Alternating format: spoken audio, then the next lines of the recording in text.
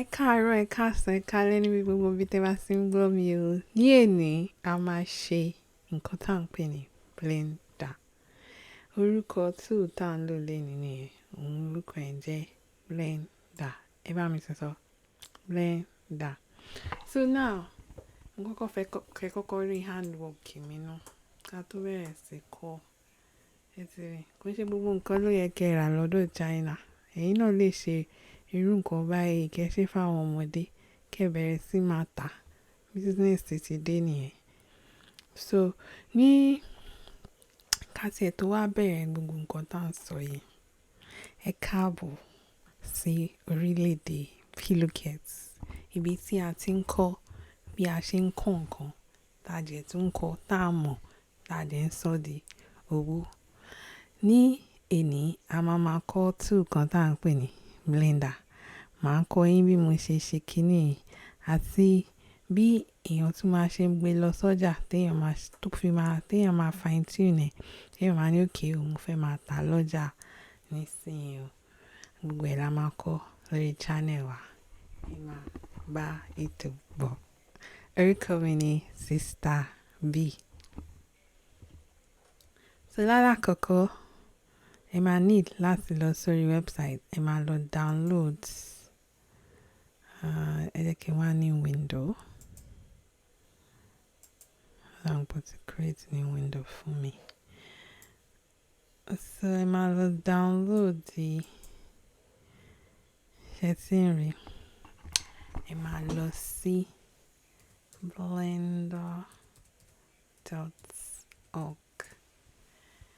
So máa gbé wá latest version lórí irú kọ̀ǹpútà tẹ́ bá ń lò. Ẹ máa click download, ó máa download fún yín.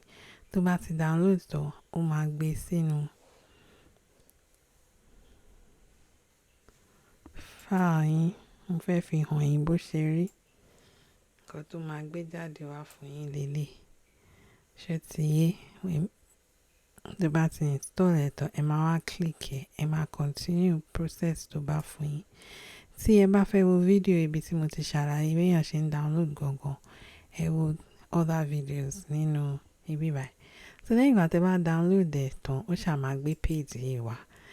So a fẹ́ ṣe eléyìí, mo ti already save eléyìí. A fẹ́ ṣe tuntun, a máa lọ sí, mo fẹ́ kọ́kọ́ fi hàn yín bí screen tẹ́ bá kọ́kọ́ lò bó ṣe máa rí lélẹ̀.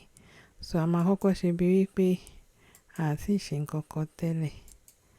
A máa lọ sórí new, general, and save. So bí file yín tẹ́ bá kọ́kọ́ open ẹ̀ bó ṣe máa rí lélẹ̀. Ẹ máa wá click ibi báyìí so that splash screen yẹn máa kúrò. Lẹ́yìn ìgbà yẹn, nǹkan tá a ṣe tẹ́lẹ̀ yẹn, mo fẹ́ ká ṣe. Alákọ̀ọ́kọ́ lórí keyboard yín, màá ṣe on screen keyboard kẹ́ bá lè rí nǹkan tí mò ń ṣe.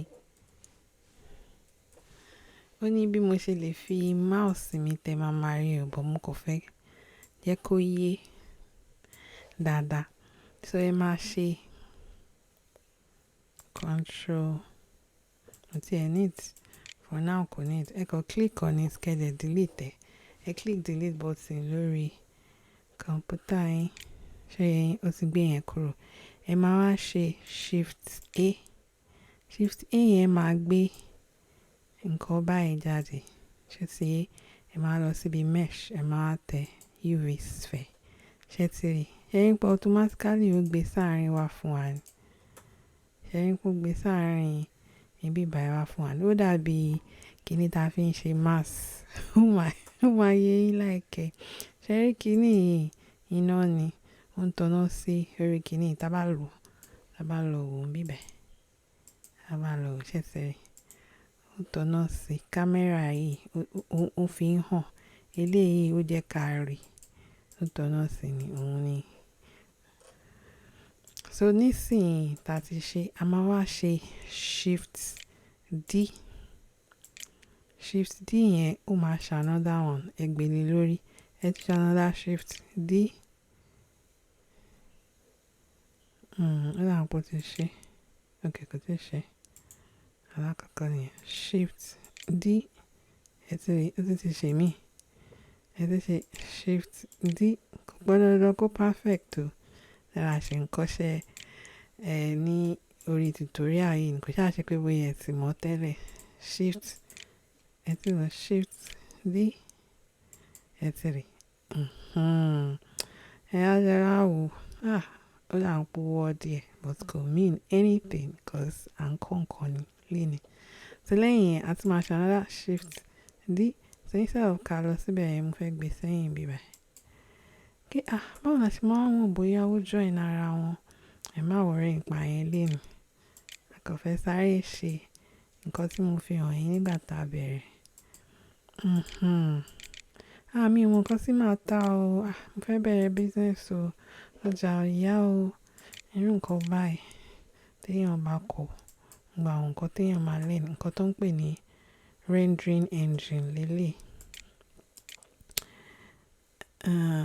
fún graphics àwọn nǹkan oríṣiríṣi tá a rí lórí ayélujára táwọn èèyàn ń ṣe ó dà bó tún ti mo tún ti fi another dimensions kò mean anything ẹ ṣáà máa bá wa lọ lẹ́yìn yẹn màá tún wá ṣe shift A tí mo ṣe màá ṣe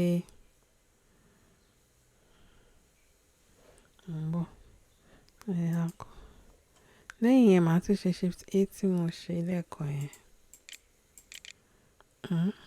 mi ò mọ̀ bóyá ó ti gbé jáde bóyá èmi ni mi ò màá lo keyboard mi regular one okay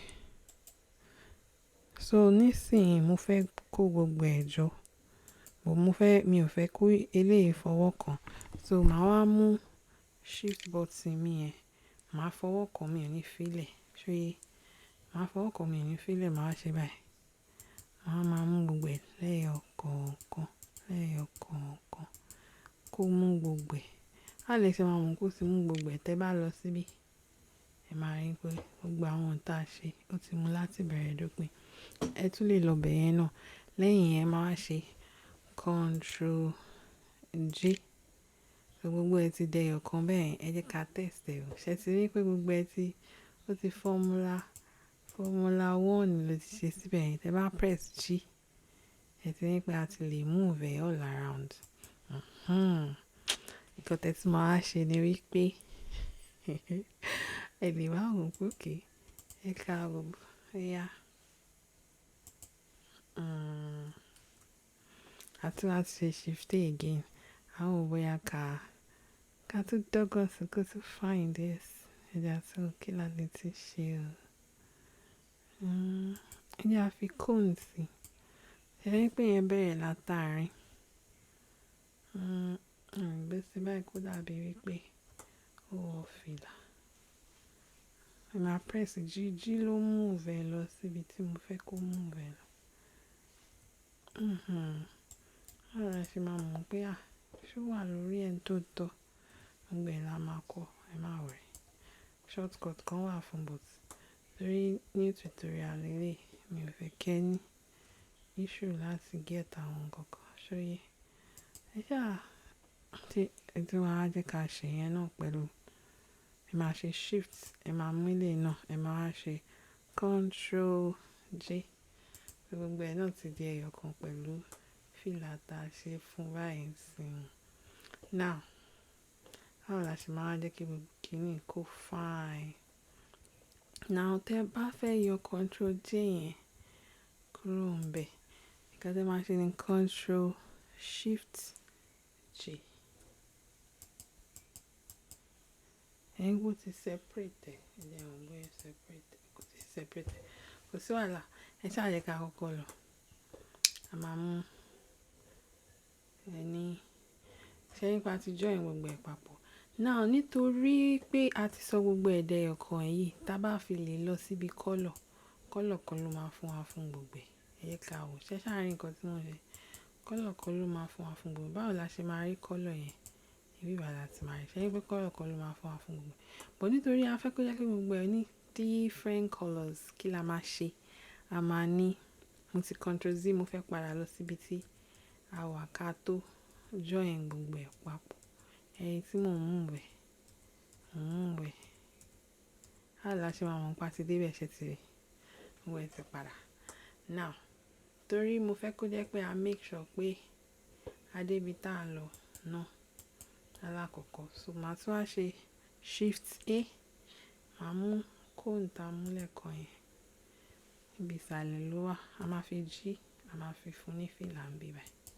Wọ́n àti join nìkankan nù ẹ̀, àti join nìkankan nù ẹ̀ báyìí, àti join anything.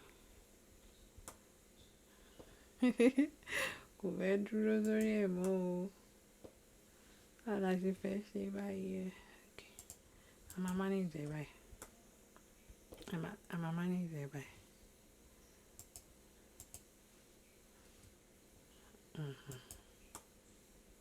A máa manage ẹ̀ báyìí. So lẹ́yìn yẹn, a máa wá lọ sí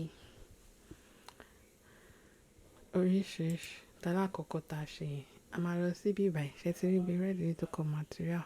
Ẹ máa click on new. Ẹ máa mú ilé. Ẹ lè fi color tó bá wù yín. Èmi like pink. Ẹ ká, àbí ṣe ká mú purple ni? Ẹni tó bá ṣàwò wá ni a lè mú. Mo feel pé color tó bá wà brighter. Bí bá ṣe fẹ́ kó deep sí. Náà gbọ́dọ̀ náà ti dà. Ẹ jẹ́ àwọ̀ náà. Lẹ́yìn yẹn, a máa mélé. Àti àwa tí máa fún òun náà material. Bí color wo la fẹ́ fún náà? Àmọ́ àti máa mélé. Àti máa fún òun náà material. Color wo ni ká fún náà? Àti máa mú kan.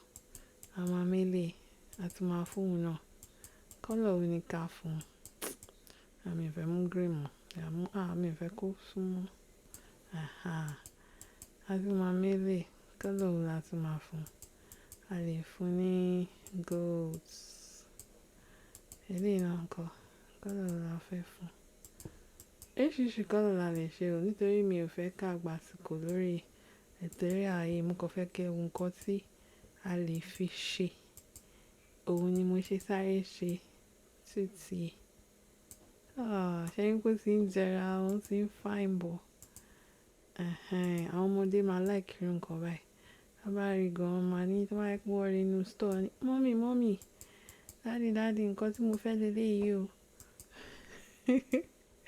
Bẹ́ẹ̀ ṣe di business owner tí ó jù bẹ́ẹ̀ lọ náà nìyẹn. Okay, let's see.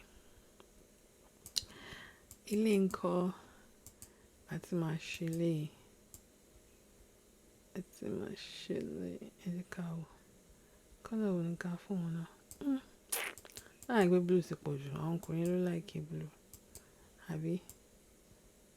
Ẹ jẹ́ wò náà. Ẹ jẹ́ ká wò. Color wo la tí mú náà nínú color wheel yìí? A lè ti ṣe oríṣiríṣi o. Ẹ jẹ́ wò náà pẹ̀lú wa òkè. Ẹ ká tún mú mi. Ìyẹn ò deep. Kò máa tà. Kò máa rà. Ẹ jẹ́ ká. Ẹ jọ. Àwọn ní green gan ò ní sọ pé ṣé kò sí báyìí. Ṣé kò sí. Ẹ̀yin tẹ́ like green.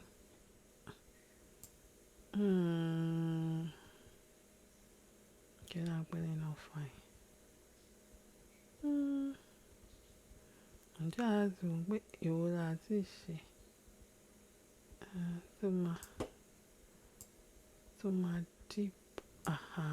Ilé fine. Ẹ jẹ́ wá ṣe last one. Last one. Mashallah. Ẹ ti rí ìsìn àti oríṣiríṣi color. So lẹ́yìn yẹn, a máa wá ṣe nǹkan tá a ṣe tẹ́lẹ̀, which is a máa mú gbogbo ẹlẹ́yọ kọ̀ọ̀kan láti abẹ̀rẹ̀. A máa mú shift. Ẹ ṣàrí. Ẹ máa mú gbogbo ẹ̀ bẹ́ẹ̀. Ẹ ti máa lọ sẹ́yìn. Mi ò fẹ́ ká gbàgbé nǹkan kan. A máa confirm pé ṣáàtì àti mú gbogbo ẹ̀ o. Ẹ jẹ́ ká wo gbogbo list wa. Ó dà ń pa àmú kan. Ẹ press shift yẹn má jù sọnù. Àti ṣe mistake. Àti gbàgbé gbogbo bí a fẹ́ mú light. Mú light. Kí light náà máa lọ change color mọ́ wa.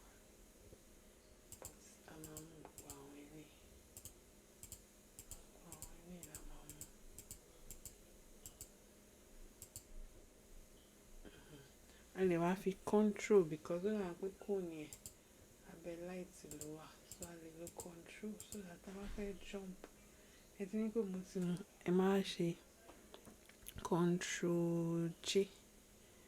Control J yẹn ó máa sọ gbogbo ẹ̀dẹ̀ ẹ̀kan ní dẹ́hùn bóyá ti ṣe control J. Yeah, ó ti sọ everything lẹ́ẹ̀kan. Ó ti sọ everything lẹ́ẹ̀kan báyìí. Ó ti yín tá bá click on it ṣe ní pé gbogbo ẹ̀ ti ṣe ó ti fún wa gbogbo colour yẹn kò lè change ẹ̀ mọ́ bí ti tẹ́lẹ̀. Now báwo la ti lè ṣe jẹ́ kó fine sí? Ẹ máa right click ẹ máa ṣe shade auto smooth. Tẹ́ bá rí pé colour yẹn ó tún ti fine sí. Okay, mo fẹ́ ká rí dáadáa. Ẹ wo bí báyìí mo ti yọ àwọn nǹkan tó fi jọ mask mo ti yọ kúrò ńbẹ̀. Ẹ ti rí. Àti ṣetán o. Ṣe rí. Ká tiẹ̀ wá ní bóyá ẹ fẹ́ sọ eléyìí di nǹkan tí àbí bóyá tẹ̀sbí lẹ dẹ̀ fẹ́ ṣe ni although a ti sọ wípé ká máa ṣe tẹ̀sbí yẹn pé kò dáa, but at least àbí bóyá ọwọ́ bóyá ẹ fẹ́ ṣe bead fún yàn kó máa ta, you know, oríṣiríṣi nǹkan lẹ lè ṣe lórí tool yìí lè tá à ń pè ní blender. So àárín jù báyìí ló lé ní o. Video yìí gan ti gùn. Mo fẹ́ kó ju 10 minutes but that's all 60 minutes. Alright, Kenny, wonderful day. And make sure to subscribe to the channel. Wow, double.